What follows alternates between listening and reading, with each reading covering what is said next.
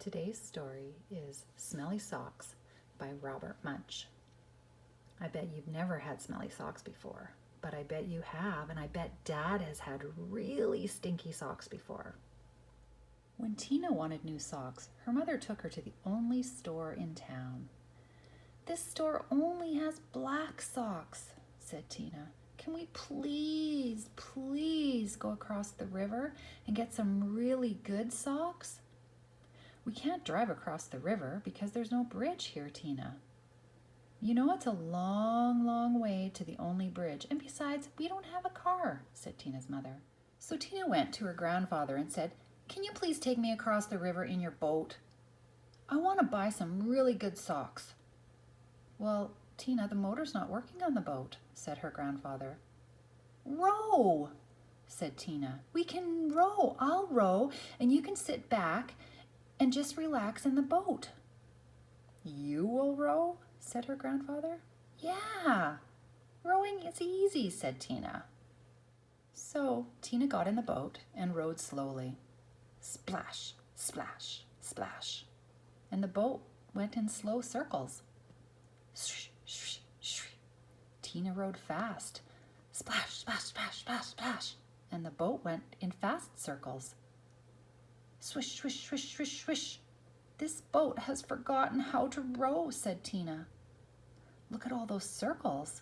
The boat is just going all over the place. I don't think this rowing thing is working for Tina, is it?" "Well, you sit in the back and tell me what to do," said her grandpa. So Tina sat in the back and told her grandfather how to row. And her grandfather rowed all the way across the river. Then he walked all the way through the town to the big sock store. Look at that big sock store. Wouldn't it be cool if we had a sock store?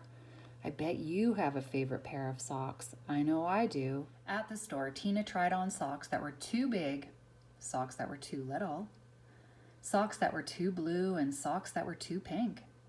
Tina tried on millions and millions of socks. And finally she found a perfect pair of red, yellow, and green socks. Then, since it was almost time for dinner, Tina and her grandpa ran back to the boat. And this time, the boat remembered how to row. Tina rowed round and round and round and still got to the other side. Look at all of these socks. Wow. Do you own that many pairs of socks?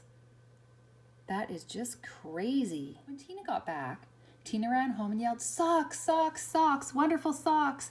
These are the best socks I've ever seen in my whole life. Grandpa rowed me all the way across the river to get me these socks. I'm never going to take them off." "Never?" said Tina's mother. "Never," said Tina. "Uh-oh," said Tina's mother. I wonder why she said uh-oh. Do you think something's going to happen to her socks? So Tina wore her socks for a very long time. She wore them for 1, 2, 3, 4, 5, 6, 7, 8, 9, 10 whole days.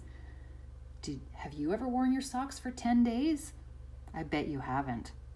Her mother said, "Tina, I know you love these socks. Just let me wash them really quick. They're going to start to smell if you don't get them washed." Have you had smelly socks when they're not washed? "Socks, socks, wonderful socks," said Tina. "I'm never going to take them off." Well, after Tina wore her socks for 10 more days, the kids at school said, "Tina, what a smell. Change your socks." "Socks, socks, wonderful socks. I am never going to take them off." What do you think's going to happen if she never takes them off? After Tina wore her socks for 10 more days, a whole flock of Canada geese flew over her house and dropped right out of the sky because they smelt so bad. 2 moose walked through her yard and fell over because of the smell. Ducks, raccoons, and squirrels fell over when they walked to school. Oh my, look at how dirty her socks are. Yuck. Well, finally, even a skunk fell over from the smell. Tina's friends decided to do something. They all came to her door and knocked on the door. When Tina opened the door, they grabbed her and carried her off to the river. They held their noses and took off her socks. Some of the kids held Tina, and some of the kids washed her socks. Scrub, scrub, scrub, scrub. All the fish in the river floated up and acted like they were dead. Look at the fish running away because it smells so bad. The kids washed some more. Scrub, scrub, scrub, scrub, scrub. All the beavers ran out of the river and they went to live with Tina's grandpa. The kids washed some more. Scrub, scrub, scrub, scrub, scrub. And far down the river, the people kept saying, what is that smell? Why does the river smell like dirty socks? Finally, the socks were clean. Wow, said Tina. They look nicer when they're clean. And wow, they smell nicer when they're clean.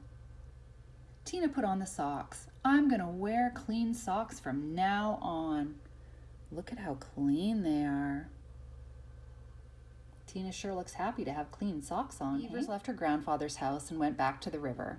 The Canada geese got up off the ground and flew away, and the fish decided that they weren't really dead, and they jumped and splashed into the river because the river was clean now. It started to move. Have you been down by the river here before?